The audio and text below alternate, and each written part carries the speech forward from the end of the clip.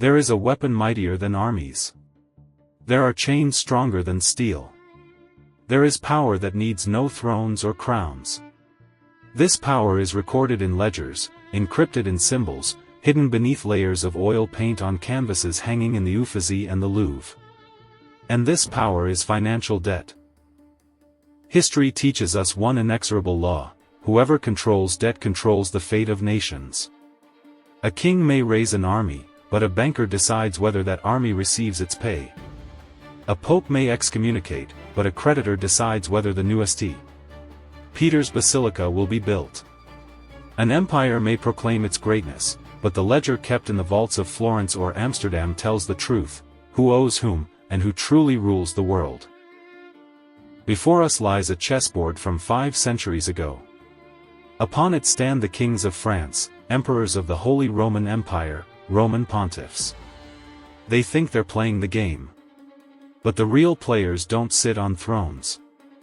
They sit at tables covered with account books, in the banking palazzos of Florence. Their name is Medici. Today we will reveal a mechanism that is 500 years old but still operates now. We will walk through 3 historical cases.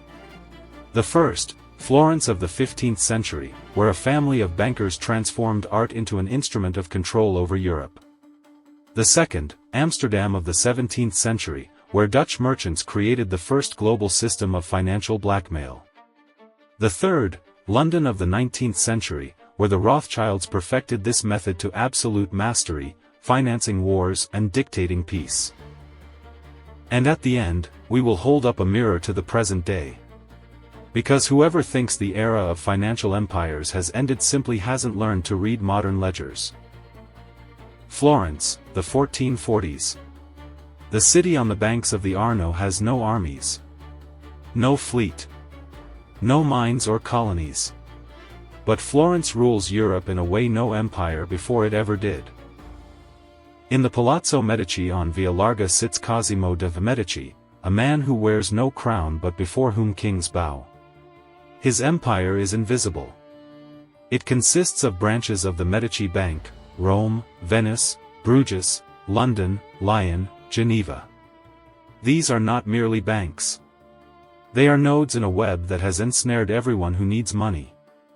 And everyone needs money. Pope Eugenius IV owes the Medici a sum equal to 3 years' revenue of the Papal States. King Edward IV of England finances the War of the Roses through Florentine bills of exchange. The Duke of Burgundy depends on Medici loans to maintain Europe's most splendid army. And all of them know, whoever doesn't pay won't receive new credits. And without new credits, a kingdom will collapse faster than from enemy invasion. But Cosimo understands one thing his competitors don't: debt must be not merely recorded, it must be secured so it cannot be denied, destroyed, or forgotten. Paper burns. Parchments are lost. Witnesses die. An eternal and public carrier is needed, yet readable only by the chosen few. And Cosimo finds the solution. He transforms art into a ledger. He commissions paintings from the finest masters: Botticelli, Benozzo Gozzoli, Filippo Lippi. In these paintings, in biblical and mythological subjects, information is encrypted.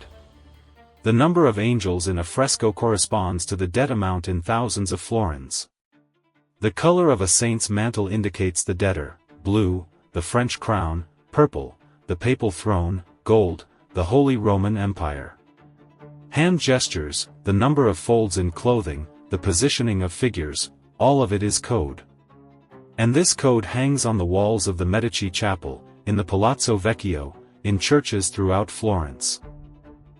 Publicly. In plain sight. But only those who know the key can see it. The system works flawlessly for 50 years. The Medici become the unofficial rulers of Florence. Their wealth grows. Their power is unshakable. They finance the Renaissance not out of love for art. Art is a tool of control for them. But at the end of the 15th century, something happens that no one foresaw. The monk Girolamo Savonarola arrives in Florence. He begins preaching against corruption, luxury, and Medici power. Crowds listen to him. Florence explodes with religious fanaticism. In 1497, the Bonfire of the Vanities occurs. Citizens burn luxury items, books, paintings. Works of art burn. And with them burn the ledgers. Financial records encrypted in paint turn to ash. Part of the information about European monarchies' debts disappears forever. The Medici are expelled from Florence. Their banking empire begins to crumble. Branches close one after another. Debtors sense that the ledgers have been destroyed or lost and begin refusing to pay. An empire built on debt collapses when proof of debt vanishes. But the Medici don't disappear completely. They return to Florence in 1512. And they understand their mistake. Relying on one method of information storage was naive. A backup system was needed. A network was needed. By the 16th century, the Medici restore their power, but the world has changed. The center of financial might shifts from Florence to Antwerp, then to Amsterdam. The Medici banking dynasty produces two popes, Leo X and Clement VII, but the banking empire never returns to its former glory. The lesson was learned. A lesson that other financial dynasties of Europe would adopt. Debt is power. But debt must be stored not in one place but in a network. Not on paper but in closed agreements passed from generation to generation. In family trusts. In closed archives. In symbols understood only by the initiated. The Florentine experiment proved the main point: whoever controls information about debt controls debtors. And this information must be protected at all costs. The 17th century. Amsterdam, the new financial center of the world. Holland has just gained independence from Spain. A tiny country of swamps and canals becomes the greatest trading power on the planet. But its strength is not in armies. Its strength is in exchanges. In 1602, the Dutch East India Company is created, the VOC. This is the first publicly traded joint stock company in history. It gathers capital from all over Europe. English lords, French aristocrats, German princes, all invest money in the VOC. All become debtors and creditors simultaneously. But the VOC is not just a trading company. It's a financial control mechanism. It has the right to wage wars, conclude treaties, mint coins. It creates colonies in Indonesia. It controls the spice trade, which in the 17th century is valued more highly than gold. And in Amsterdam, the Amsterdam Exchange is created, the first stock market in the modern sense. Here they trade not only goods but debts. Bonds. Bills of exchange. Debt obligations become commodities that can be bought, sold, mortgaged. And here's where the revolution happens. Dutch merchants create a system where one king's debt is secured by another's debt. The King of France borrows from Amsterdam bankers. As collateral, he pledges future tax revenues. But these tax revenues are already pledged to English bankers, who, in turn, borrowed from the Dutch. The web of debt becomes so complex that breaking it is impossible. Any attempt by one king to refuse payment will trigger a chain reaction of bankruptcies throughout Europe. And all of it is controlled from Amsterdam. The system works as long as everyone plays by the rules. But at the end of the 17th century, Holland makes the same mistake made before it by Florence, Spain, and Venice. The mistake of empires that consider their power eternal. Holland enters into a series of wars with France. Louis XIV, the Sun King, wants to break the Dutch trade monopoly. Wars are expensive. Very expensive. The VOC is forced to finance military expenditures. Amsterdam bankers give loans to the Dutch government. But France also borrows. From the same Amsterdam bankers. And here the fundamental weakness of the system reveals itself. you cannot finance both sides of a conflict indefinitely. Sooner or later, one side will lose, and the debt will become unrecoverable. In 1672, the year of disaster for Holland, the French army invades the country. The Dutch in desperation open the dikes and flood their own territory to stop the enemy. The VOC loses markets. The exchange panics. VOC stock prices fall 30% in a month. And then the incredible happens. French King Louis XIV announces he will not pay debts to Amsterdam bankers because these debts were made under duress. He declares that contracts signed by his predecessors are invalid. A precedent is created. If the King of France can refuse to pay, why can't the King of Spain? Or England? Or the Emperor? Holland survives the wars. But its financial hegemony is undermined. The center of financial power begins shifting to London. The English pound sterling gradually displaces the Dutch guilder as the world's reserve currency. But the lesson is learned. The next generation of financiers understands, debt works as an instrument of power only when it's impossible to deny. A system is needed that makes refusing debt more costly than paying it. A mechanism is needed that's embedded in the very structure of international relations.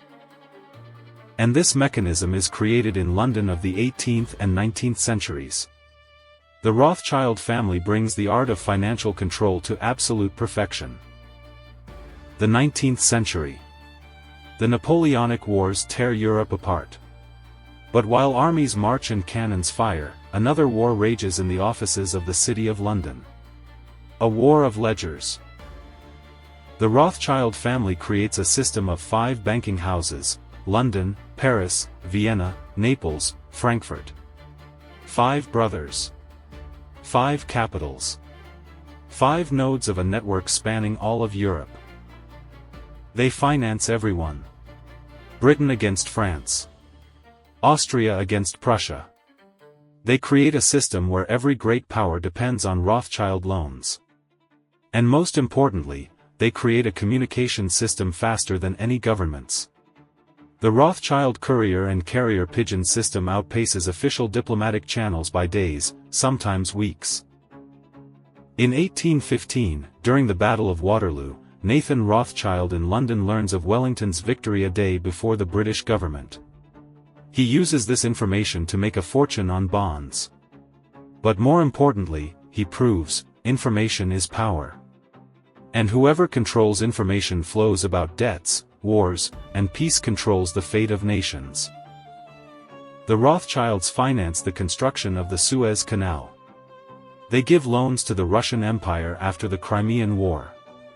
They save the Bank of England from collapse in 1825. But for each loan, they demand not just interest. They demand influence. By mid-19th century, the system reaches perfection. The debts of European states are so intricately intertwined that no monarch can declare default without causing a cascading collapse of the entire financial system of the continent. But the most brilliant invention of the Rothschilds is not the system's complexity. It's the creation of family trusts and funds that pass control over debts from generation to generation, regardless of political regimes. When the Bourbons are overthrown in France and a republic comes, the Rothschilds remain. When the Tsar is murdered in Russia, the Rothschilds remain. When Austria-Hungary collapses, the Rothschilds remain. Because debts don't disappear with regimes. Debts pass to successors.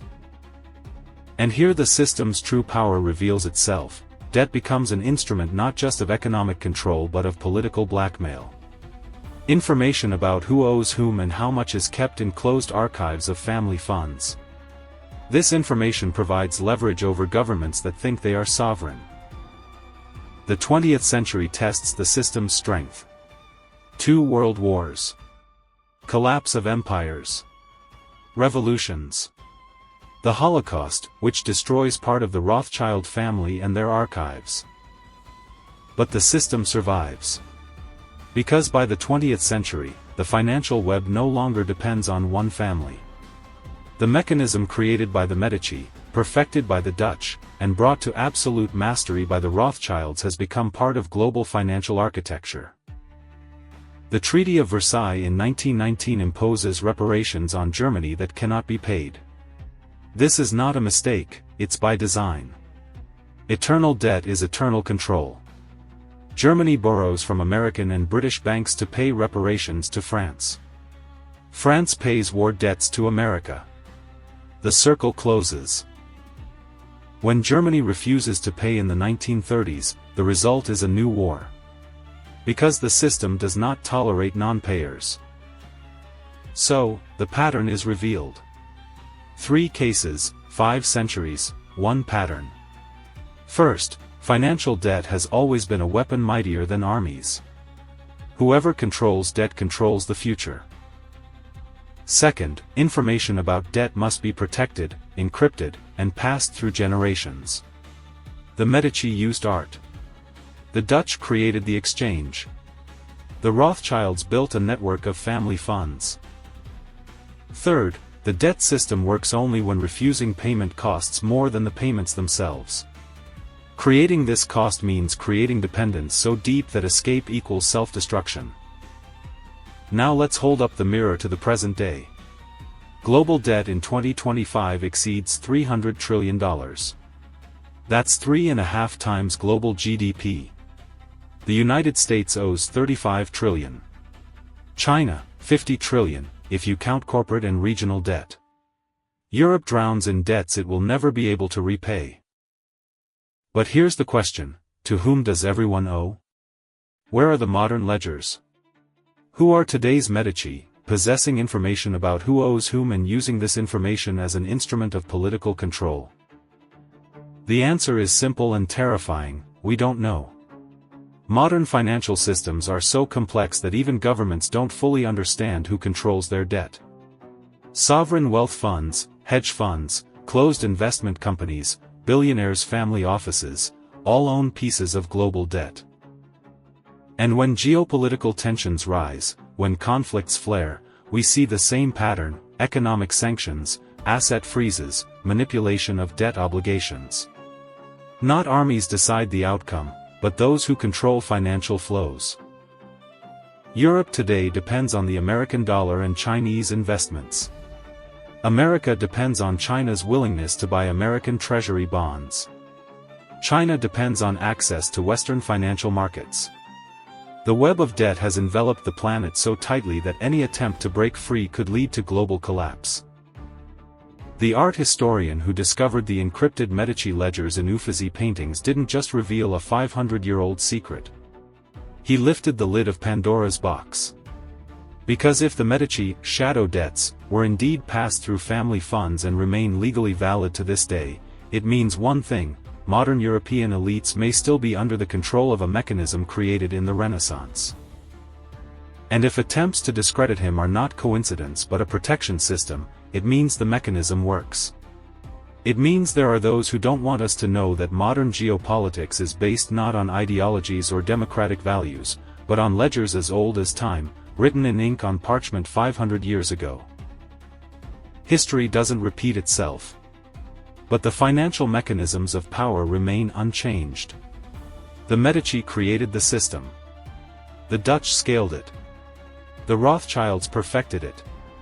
And we live in a world where this system still works, only it has become invisible. And the final question we must ask ourselves: if 500-year-old debts still have force, what debts are being created today that will control the world 500 years from now? Ledgers don't burn. They just change form. From oil paint on canvases to blockchain and quantum computing. But the essence remains the same: debt is a chain. And whoever holds the other end of that chain decides where the world goes. Welcome to an era where power is measured not in armies and territories but in ledger entries accessible only to the chosen few. Where kings and presidents are merely puppets of those who know who owes whom. And where the only way to break free is to destroy the debt system itself. But who will dare do this when the entire world economy is built on this foundation? The Rubicon was crossed 500 years ago. We simply still live with the consequences.